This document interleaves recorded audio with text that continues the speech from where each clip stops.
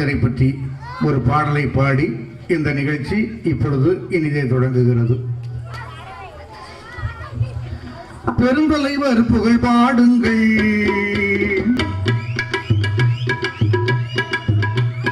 பெருந்தலைவர் புகழ் பாடுங்கள், அவர் பெருமைகளுக்கு ஈடே இல்லை. பொறுமையுடன் எண்ணி பாருங்கள், பொறுமையுடன் எண்ணி பாருங்கள், அவர் பொருளுக்காக வாழ்ந்தவர் இல்லை. பெருந்தலைவர் புகழ் பாடுங்கள், பெருமைகளுக்கு ஈடே இல்லை.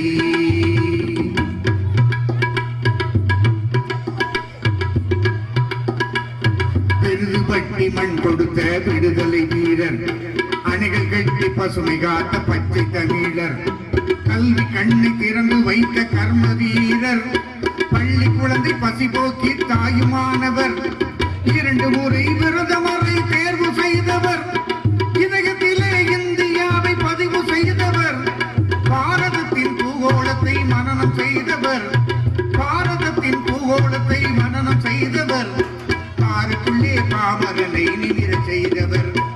பெருந்தலைவர் புகழ் பாடுங்கள், அவர் பெருமைகளுக்கு ஈடே இல்லை.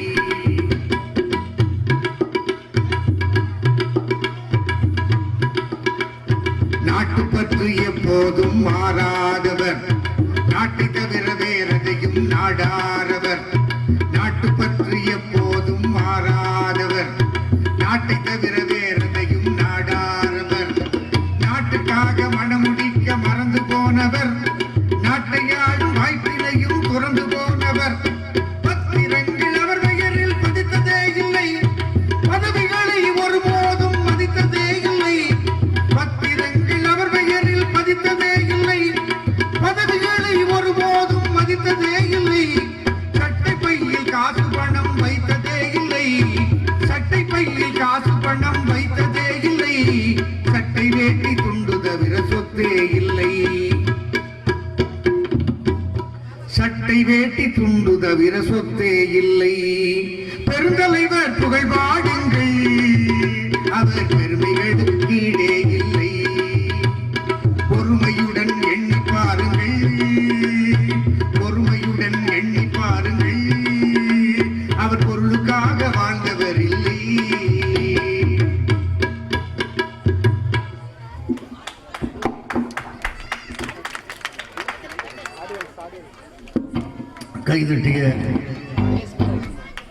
கைதட்டிய 8 ரசிகர் பெருமக்களுக்கு நன்றி.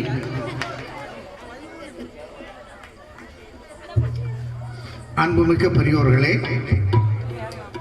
ஆற்றல் மிக்க இளையோர்களே, போற்றுதலுக்குரிய தாய்மார்களே, பாராட்டுதலுக்குரிய நிலா நண்பர்கள் குழுவை சேர்ந்த அனைத்து அன்பர்களே, எல்லாவற்றுக்கும் மேலாக என்னை இங்கே அழைத்து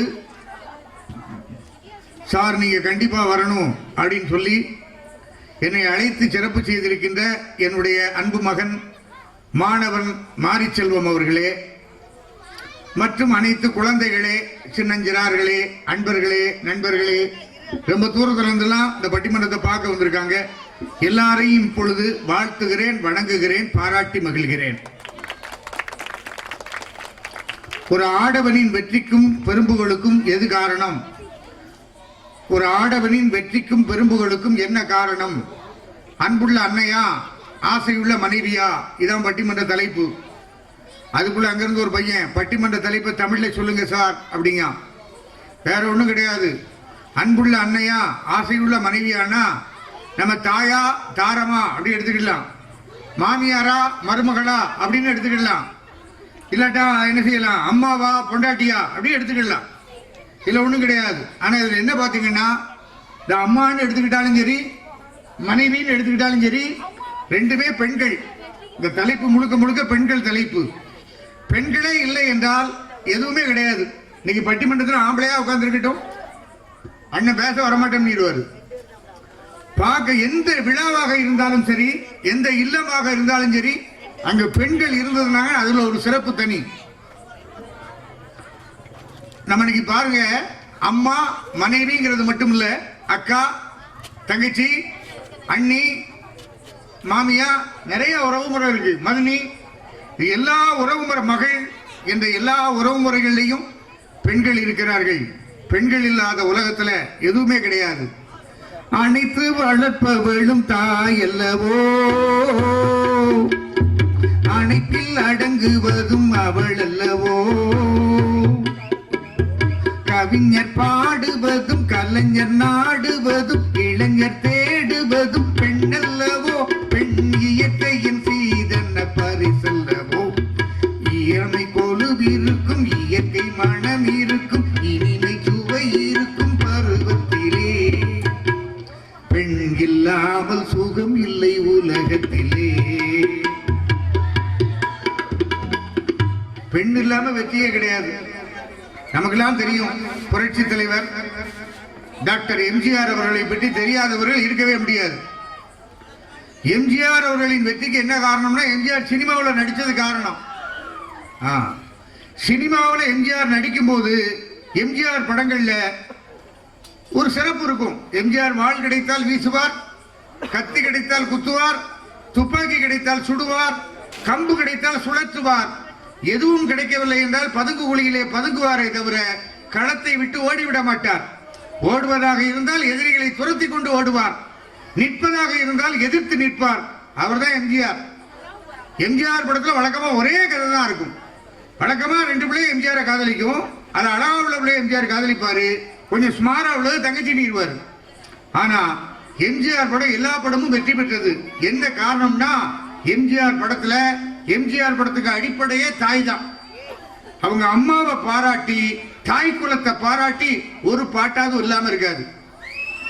அவரே சொல்லுவாரு, வெற்றி மீது வெற்றி வந்து என்னை சேரும், அதை வாங்கி தந்த பெருமை எல்லாம் உன்னை சேரும், பெற்றெடுத்து பேர் கொடுத்த அன்னை அல்லவோ, நீ பேசுகின்ற தெய்வம் என்பது உண்மை அல்லவோ. எம்ஜிஆருக்கு பிறகு சூப்பர் ஸ்டார் ரஜினிகாந்த். அவர் தான் மக்கள் மனதில் இடம் பிடித்த ஒரு மிகப்பெரிய நடிகர். அவர் படத்துல எப்படித்தான் எம்ஜிஆர் இங்க வருவாரு, விறுவிறுன்னு வருவாரு, விறுவிறுன்னு போவாரு, ஒரு சிகரெட் எடுத்து இப்படி அடிப்பாரு, கரெக்டா போய் உதட்டுல போய் குத்திக்கிடும். நானும் ஒரு நாள் இப்படி தூக்கி போட்டு பார்த்தேன், மூக்குள்ள போய் சொருகிக்கிட்டு அப்புறம் அந்த உரிய பிடிச்சி வெளியே எடுத்து போட்டிருக்கேன். ரஜினிகாந்த் படத்துல அப்படித்தான் ஒரு படத்துல அண்டாவா கவுத்தி வச்சிருப்பாங்க. அண்டாவை கவுத்தி அதுல கருப்பு பெயிண்ட் அடிச்சு அதுல திருநீர் கோட்டை போட்டுக்கிட்டு ரஜினிகாந்த் அப்படி இடுப்புல துண்டை கட்டிட்டு வந்து நிற்பாரு. அதண்டா இதண்டா அருணாச்சலம் நான் தாண்டா அடிக்காரு. இந்த பாட்டுல ஒரு சிறப்பு கரெக்டா தாயை பற்றி சொல்லுவாரு. தாய் என்ற ஒரு தெய்வம் வீட்டோட இருக்கு, நீ தனித்தனியா கோயில் கொள்ளும் அலைவதும் எதுக்கு, அம்மாவின் பாதத்தில் கற்பூரம் கொடுத்து ஆனந்த கண்ணீரில் அபிஷேகம் நடத்து. அவர் சூப்பர் ஸ்டார் ஆகிறதுக்கு காரணம் இந்த மாதிரி விஷயம்தான். நான் இன்னைக்கு சொல்றேன், அம்மா அப்படிங்கிற உறவு நல்ல உறவு. எனக்கெல்லாம் சின்ன வயசு 5 வயசா இருக்கும்போது எங்க அப்பா ஊர்ல ஒரு பொருட்காட்சியை கூட்டு போயிருந்தாரு. அங்க கொஞ்சம் பேசிட்டு இருக்கிறவங்க கொஞ்சம் அங்க வீட்டுல போய் பேசலாம், இங்க உட்காந்து நாங்க பேசுறது நீங்க கேட்டா நல்லா இருக்கும். எப்பவுமே 2 காது கொடுத்துருக்காங்க, நமக்கு ஒரு வாய் கொடுத்துருக்காங்க. இந்த 2 காது என்ன செய்யணும்னா கேட்கிற வேலை மட்டும்தான், வேற வேலை செய்யாது. ஆனா இந்த வாய் பேசும், சாப்பிடும், பக்கத்தில் உள்ளவனை பிடிச்சி கடிச்சு வச்சிடும். ஆக பல வேலைகளை செய்வதற்கு ஒரு வாய், கேட்பதற்கு மட்டும் 2 காது. கடவுள் எதுக்காக அப்படி கொடுத்திருக்காருன்னா, நீ மனுஷனா இருக்கணும்னா நல்லா கேட்கணும். மனுஷனா இருந்தன்னா நல்லா கேளு, குறையா பேசு. முதல்ல நல்ல விஷயங்களை பேசுறதுக்கு நல்ல அறிஞர் பெருமக்கள் வந்திருக்காங்க, நம்ம பகுதியை சேர்ந்தவங்க வந்திருக்காங்க. கீழே இருந்து பேசுவது பெரிதல்ல, மேல இருந்து பேசுறது கொஞ்சம் கஷ்டம். நல்ல அறிஞர்கள்லாம் வந்திருக்காங்க. அதனால அவங்க பேச்செல்லாம் கேட்கறதுக்காக கொஞ்சம் காதுகளை கடன் கொடுக்குமாறு கேட்டுக்கொண்டு நேரம் வந்துருந்தேன் விஷயத்துக்கு. எனக்கு 5 வயசா இருக்கும்போது ஒரு பொருட்காட்சிக்கு எங்க அப்பா கூட்டு போயிருந்தாரு. பொருட்காட்சியில எங்க அப்பா எதுடா வேணும்னு கேட்டாரு. நான் எனக்கு ஒரு துப்பாக்கி வேணும்பான்னேன். ஒரு பெரிய துப்பாக்கியை வாங்கி என் கையில கொடுத்து கூட்டு வந்தார், விளையாட்டு துப்பாக்கி. அந்த துப்பாக்கியை வாங்கிட்டு வந்து வீட்டுக்கு வந்த உடனே எங்க அப்பாவை பார்த்து பட்ட பட்ட பட்ட பட்ட பட்ட பட்டன்னு சுட்டேன். எங்க அப்பா சிரிச்சுக்கிட்டே உட்கார்ந்து இருந்தாரு. நான் உடனே திரும்பி, எம்மா நான் அப்பாவை சுடுறேன், அப்பா சாகவே மாட்டேங்காருன்னேன். உடனே எங்க அம்மா அங்க இருந்துகிட்டு, பையன் ஆசைப்படுறான்ல, ஒரு தடவை செத்து தான் போங்கலன்னா. உடனே என் பொண்ணா எங்க ஐயா சொன்னாரு, எனக்கு சாக தெரியலடினாரு. உடனே எங்க அம்மா வந்தா, இப்படித்தான் சாகணும்னு சொல்லிட்டு என்ன சொல்றான்னா, நான் டுமில் டுமில்னு சுட்டேன். உடனே எங்க அம்மா ஆ அப்படின்னு சொல்லிட்டு கீழே விழுந்துட்டா. நான் நினைச்சு பார்க்க, விளையாட பொம்மை வாங்கி தருகின்ற அப்பாக்களை விட விளையாட தானே பொம்மையாக மாறுகின்ற அம்மாக்களைத்தான் பிள்ளைகளுக்கு பிடிக்கும். 10 திங்கள் மடி சுமப்பாள், பிள்ளை பெற்றதும் துன்பத்தை மறப்பாள். 10 திங்கள் மடி சுமப்பாள், பிள்ளை பெற்றதும் துன்பத்தை மறப்பாள். பத்தியம் இருந்து காப்பாள், தன் ரத்தத்தை பாலாக்கி கொடுப்பாள். அம்மா என்றால் அன்பு. அம்மானா அன்பு தானே. அம்மாவை பற்றி அம்மாவே பாடின பாட்டு. எனக்கு ஒரு 7 வயசு இருக்கும். 7 வயசு இருக்கும்போது திடீர்னு ஒரு நாள் ராத்திரி, எங்க அப்பா ஒரு மில் தொழிலாளி. ராத்திரி 11 மணிக்கு எனக்கு வயிற்றோட்டம், முற்போக்கு பிற்போக்கு பெரும்போக்கா போச்சு. எங்க அம்மாவுக்கு வெளியூர்ல இருந்து தூத்துக்குடியில கட்டி கொடுத்துருந்தாங்க. எங்க ஊர் தூத்துக்குடிக்கா, தூத்துக்குடியில கட்டி கொடுத்துருக்காங்க. எங்க அம்மாவுக்கு இந்த ஊரே தெரியாது. 7 வயசு பையன் தூக்குறாங்கன்னா எங்க அம்மா காலையில் கீழே கிடக்கனா என்னை தூக்கிக்கிட்டு தூத்துக்குடி ஊர்ல ஒவ்வொரு வீடா போய் தட்டுறாங்க. டாக்டர் வீடா போய் கதவை தட்டுறாங்க. எந்த பையனும் கதவை திறக்கல. கடைசியில ஒரு டாக்டர், ஒரு புண்ணியவாள கதவை திறந்தான். என்னம்மான்னு கேட்டான். டாக்டர் வயிற்றால வாயால பிள்ளைக்கு போகுதுன்னா. உடனே அந்த டாக்டர் சொன்னா, நாளைக்கு வாமான்னு சொல்லிட்டு கதவை பூட்டிட்டான். இப்ப நேரம் எங்க அம்மா வீட்டுக்கு வந்து சாசு மாறி என்னதெல்லாமோ அரைச்சு கொடுத்து என்னுடைய வயிற்றோட்டை நேரத்தை நிப்பாட்டினது என்னுடைய தாய். எங்க அம்மா இல்லைன்னா நான் கிடையாது. எங்க அம்மா எத்தனை தடவை என் உயிரை காப்பாத்திருப்பா. தாய் இல்லாமல் நான் இல்லை, தானே எவரும் பிறந்ததில்லை, எனக்கு ஒரு தாய் இருக்கின்றாள், என்றும் என்னை காக்கின்றாள். தாய் இல்லாமல் நான் இல்லை. எனக்கு ஒரு 10 வயசு இருக்கும். எனக்கு அப்பெல்லாம் விளையாட்டு பொருள் என்னன்னா ஒரு சைக்கிள் ரிம். இந்த சைக்கிள் ரிம் எடுத்து அப்படியே ஒரு சின்ன குச்சி வச்சுக்கிட்டு இப்படி சுத்துவேன். அது பாட்டுக்கு ஓடும். இப்படியே உருட்டிக்கிட்டே போய்கிட்டே இருப்பேன். அந்த 10 வயசுல எனக்குலாம் டவுசர் இருக்கும், டவுசருக்கு பட்டன் இருக்காது. ஓடிக்கிட்டு இருக்கும்போதே அவுந்துரும், இறுக்கி பிடிச்சிக்கிடுவோம். ஒத்த பக்கம் பிடிச்சிக்கிட்டே ஓடிக்கிட்டு இருக்கும்போது சோதனை எங்க இருந்து வரும்னா ஒத்த பக்கம் மூக்குல இருந்து வரும். ஒத்த பக்கம் மூக்குல இருந்து ஸ்வைன்னு இப்படி வரும். அப்படி இழுத்துக்கிட்டு ஓட்டுறது. சில சமயம் இந்த பக்கமா வந்துடும், அப்படி இழுக்கிறது. சில சமயம் சோதனை 11 வரும். என்ன செய்யறது? யாரும் பார்க்கலன்னா எங்க அம்மா பார்த்துட்டா அப்படியே பிடிச்சி சீந்து சீந்து சீந்தும்பா சீந்து அப்படிமே கை நிறைய வரும். இங்க இருந்து அடிச்சு விட்டானா சிவந்திபுரம் பஸ் ஸ்டாண்டுக்கு போயிடும். என் தாய் என்கிட்ட அருவருப்பு பார்த்தது இல்லை. எங்க அம்மா, அம்மா நீ செத்தா நான் செத்தா உனக்கு வேற பிள்ளை உண்டு. எங்க வீட்டுல 3 பேர். நான் செத்தா வேற உனக்கு வேற பிள்ளை உண்டு, ஆனா நீ செத்தா எனக்கு வேற அம்மா உண்டா? பெத்தெடுத்த உள்ளம் என்றும் தெய்வம் தெய்வம், அது பேசுகின்ற வார்த்தை என்றும் மௌனம் மௌனம். ரத்தத்துடன் பேர்ந்ததந்த பாசம் பாசம், அது நாள் கடந்தும் பிள்ளையுடன் பேசும் பேசும், அது நாள் கடந்தும் பிள்ளையுடன் பேசும் பேசும். இப்படி தாய் ஒரு வயசு இருக்குன்னா ஒரு கொஞ்சம் சவுண்ட கூட்டுங்கண்ணே. ஒரு 16-17 வயசு ஆயிட்டுனா இந்த பயலுக்கு மீசை எட்டி பார்க்கும், ஒரு பரு எட்டி பார்க்கும், அதுக்கப்புறம் இந்த பையன் பக்கத்து வீட்டை எட்டி பார்ப்பான். அந்த வயசுல 5 இட்லியை முழுங்கிட்டு 6 மாத்திரையை முழுங்கிட்டு 7 ஏப்பம் போட்டு 8 கொட்டாயை போட்டு 9 கொரட்டை விட்டு தூங்கிட்டான்னா he is walking dead body, நடமாடும் குணம். அந்த வயசுல காதல் வந்தாகணும். ஆனா போறந்தா எல்லாரும் பொண்ண அன்பாக என்ன வேணும், வீணா தீரிஞ்சா ஆனந்தம் இல்ல வேறென்ன சொல்ல வேணும். வாழ்க்கையை ரசிக்கணும்னா பஞ்சு கொடி வாசலில் வர வேணும். வாலிபம் இனிக்கணும்னா பெண்ண கொஞ்சம் ஆசையில் தொட வேணும். வாழ்க்கையில பெண் இல்லைன்னு என்ன சார் இருக்கு?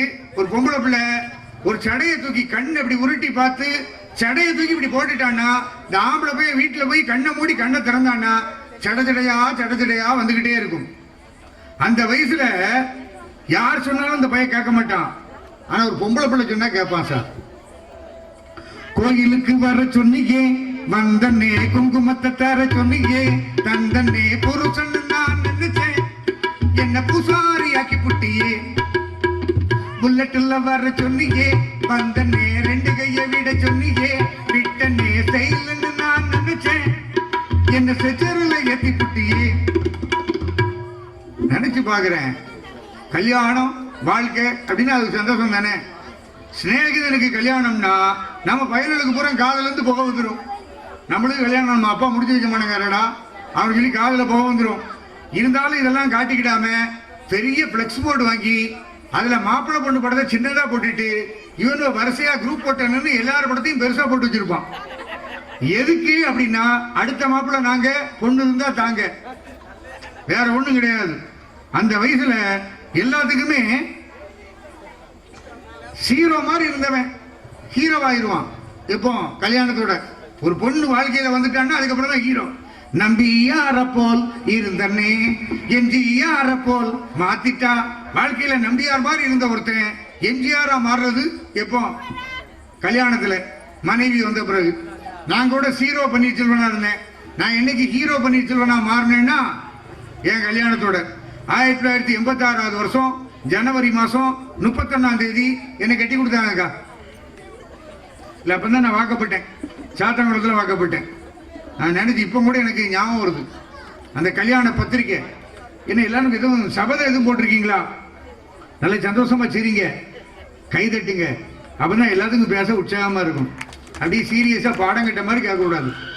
ஆமா, மகிழ்ச்சியா இருங்க, சந்தோஷமா கை தட்டுங்க, வேற ஒன்றும் இல்லை. என் கல்யாண பத்திரிக்கை வந்தது. என் கல்யாண பத்திரிக்கை எடுத்து இப்படி பார்க்க எனக்கு எவ்வளவு மகிழ்ச்சி. தடவி தடவி பார்த்தேன். நிகழும் பார்த்திபாண்டு ஆவணி திங்கள் 20ஆம் நாள்.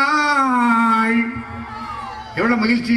திருவளர் செல்வன் பிரில்லியன் கண்ணனுக்கும், உதாரணத்துக்கு திருவளர் செல்வி எமி ஜாக்சனுக்கும் நடைபெறாத திருமணத்துக்கு சுத்தம் சூழ வந்திருந்து வாழ்த்தியருள வேண்டுகிறேன்.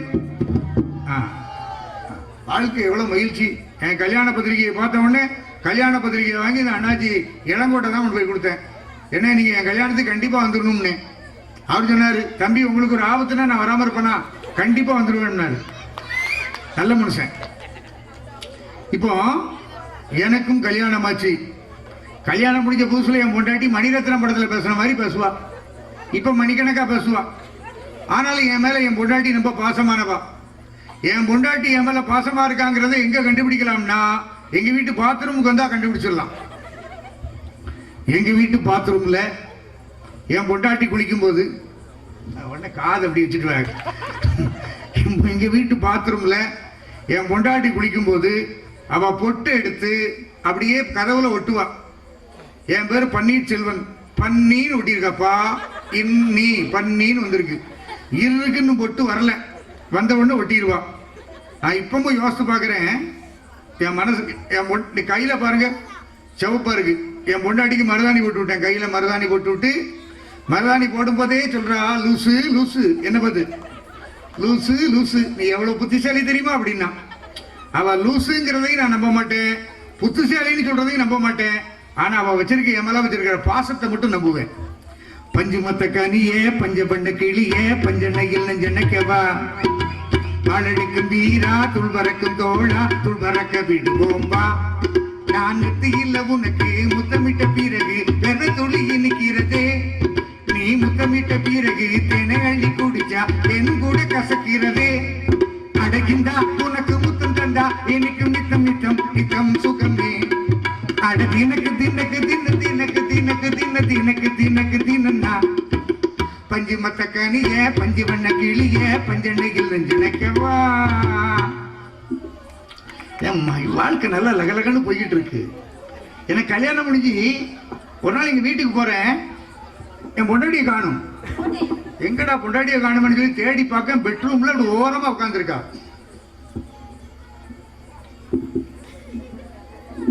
நான் போய் ஏய் என்ன அப்படின்னு சி போங்க அப்படின்ட்டேன். எனக்கு பார்த்தா இப்ப தானடி வந்திருக்கேன்னு. உடனே அவ சொல்றா நான் தனியா இல்லையே அப்படின்னா. ஏன் உங்க அம்மா வந்திருக்காளா அப்படின்னு. இல்ல நான் 2 ஆளா இருக்கேன்னா. தண்ணி நீ போட்டிருக்கேன் அப்படின்னு. சி போங்க அப்படின்னா. என்னடி வயமா போ சொல்றேன் அப்படின்னு. இல்ல அப்படின்னா என்னடி இல்ல, உங்க அப்பா எங்க அப்பா தாத்தாவாக போறாருன்னா. எங்க அப்பாவுக்கு வயசு 65, தாத்தா தான் நடின. நீங்க என்ன நான் அப்பாவாக போறேன். எனக்கு உண்மையில மகிழ்ச்சினா மகிழ்ச்சி, அப்படி ஒரு மகிழ்ச்சி. என் பாட்டில் புது ராகம் உண்டானது, என் வீட்டின் எண்ணிக்கை 3ஆனது. என் பாட்டில் புது ராகம் உண்டானது, என் வீட்டின் எண்ணிக்கை 3ஆனது. தன் கைகள் கொட்டட்டும் என் செல்வமே, தானாக ஆடட்டும் என் தெய்வமே. ஆடாத பொன்னூஞ்சல் ஆடு, பாடாத தென்பாங்கு பாடு. மலை கொடுத்தேன் கை குலுங்க பழையலிட்டேன் மங்கை என்ற ராஜாத்துக்கு நானே. இது ஒரு சீராட்டம்மா, ஓ என்னையும் பாராட்டம்மா. ஒன்னையும் கூட்டினா 2ங்கிறது கணக்கு. ஆனா இல்லற கணக்கு என்பது ஒன்னையும் கூட்டினா 3. ஆனா என் வீட்டு கணக்கு ஒன்னையும் கூட்டினா 4. எனக்கு 2 பிள்ளை. நான் யோசித்து பார்க்கிறேன். இன்றைக்கும் என் வீட்டு வாழ்க்கை மகிழ்ச்சியாக இருக்கிறது. ஆனால் எனக்கும் என் மனைவிக்கும் எப்படி பிடிக்கும்னா ரொம்ப பிடிக்கும். ஆனா எங்க அம்மாவுக்கு என் மொண்டாட்டிக்கும் பிடிக்காது. நான் கல்யாணம் முடிஞ்சு 4 மாசம், எங்க அம்மா என் மொண்டாட்டி 3 மாசம். சரியா சொல்லிட்டேன்ல, மாத்தி சொல்லி விடுவேன் சிலதுமே. கல்யாணம் முடிஞ்சு 4 மாசம் அக்கா, பிள்ளை என் மொண்டாட்டி 3 மாசம். ஒரு நாள் நான் என் பொண்டாட்டி வேற உண்டா இருந்தாளா, நான் போய் தமிழ் வாத்தியார் பாருங்க, நான் நேர போய் என் பொண்டாட்டிட்ட, அன்பே நீ உயிரெழுத்து, நானோ மெய்யெழுத்து, நமக்கு பிறக்க போகின்ற குழந்தையோ உயிர்மெய் எழுத்துன்னேன். உங்க அம்மா இருக்காளே ஆயுத எழுத்து, உன் குடும்பத்தில் வாக்கப்பட்ட பாரு என் தலையெழுத்துட்டா. எங்க அம்மையை பிடிக்கவே பிடிக்காது. நான் கொஞ்சம் எங்க அம்மா பிள்ளை, எதுனாலும் எங்க அம்மாவுக்கு கேட்டு தான் செய்வேன். காலையில் ஒரு நாள் எழுந்திரிச்சு இதான் இட்லி சுடவா தோசை சுடவா அப்படின்னா எங்க அம்மாட்ட கட்டிக்கிட்டி அப்படின்னேன். ஒரு மத்தியானம் 10 மணி 11 மணி இருக்கும். எத்தான் சாம்பார் வைக்கட்டுமா புளிக்குழம்பு வைக்கட்டுமா அப்படின்னா எங்க அம்மாட்ட கட்டிக்கிட்டின்னேன். ஒரு 5 மணி ஆச்சு, எத்தான் பூ வாங்கி தாங்களே என்ன, எங்க அம்மாட்ட கழட்டி வாங்கி தந்துருவாங்க. ஒரு 10 மணி இருக்கும், புஷ்பா அப்படி உங்க அம்மாட்ட கட்டுவாங்கன்ட்டா. எல்லாத்தையும் அம்மாட்ட கேட்க முடியாது. இப்ப யோசித்து பாக்குறேன். நான் விகேபுரத்துல தமிழாசிரியரா வேலை பார்க்கேன். சனிக்கிழமை வரைக்கும் இங்க இருப்பேன்.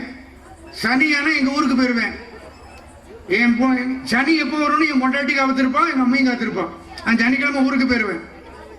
சனிக்கிழமை நான் ஊருக்கு போயிட்டேன்னா எங்க அம்மா துணியை பூரா துவைக்காம எங்க பொண்டாட்டி அப்படியே வச்சிருப்பான். எங்க அம்மைக்குமே துவைக்க முடியாது, கைகாலெல்லாம் ஆடிட்டு இருப்பான். எங்க அம்மாவோட துணியெல்லாம் கொண்டு போய் போட்டு எதான் துவைக்க வேண்டிடுவான். ஏய் வாஷிங் மிஷின்ல போட்டு துவைக்க வேண்டியதானே, அங்க போட்டா அந்த துணியில நாத்தம் பூரா பிடிச்சுக்கிடும், நீங்க துவைக்க வேண்டிடுவா. நான் எங்க அம்மா துணியை எடுத்து அழகா சோப்பு போட்டு துவைச்சுக்கிட்டு இருக்கும்போது பின்னால நடுவர் மாதிரி சேர் போட்டு உட்காந்துக்கிடுவான். நான் துணி எடுத்து துவைச்சுக்கிட்டு இருப்பேன், அவ பாடிக்கிட்டு இருப்பான். அப்படி போடு போடு போடு இழுத்து போடு தன்னாலே, இப்படி போடு போடு போடு இழுத்து போடு கையால. நான் சும்மா இருப்பேனா, இந்த நுரை போதுமா இன்னும் கொஞ்சம் வேணுமா, இந்த நுரை போதுமா இன்னும் கொஞ்சம் வேணுமா, இப்படி ஓடிக்கிட்டு இருக்கு வாழ்க்கை. ஆனா யோசிச்சு பாக்குறேன், இந்த அம்மாவா மனைவியா அப்படிங்கிற பட்டிமன்றம் இங்க மட்டும் நடக்கல. யார் வீட்டிலெல்லாம் அன்னையும் மனைவியும் ஒரே வீட்டில் இருக்காங்களோ அந்த வீட்டில் பூரா இந்த பட்டிமன்றம் நடந்து கொண்டே இருக்கிறது என்பதை இப்பொழுது முன்னுரையாக சொல்லி, இப்போ நம்ம இங்க நம்ம நேர பட்டிமன்றத்துக்கு வந்துடலாம். இப்போ அருமையான பெருமக்கள் இங்க பட்டிமன்றத்துக்கு பேச வந்திருக்காங்க. இன்னைக்கு ஜனவரி 1ஆம் தேதி எனக்கு பிறந்த நாள், இந்த வருஷமும் பிறந்த நாள். நான் வழக்கமா 1ஆம் தேதி எந்த பட்டிமன்றத்துக்கும் வர்றதில்லை.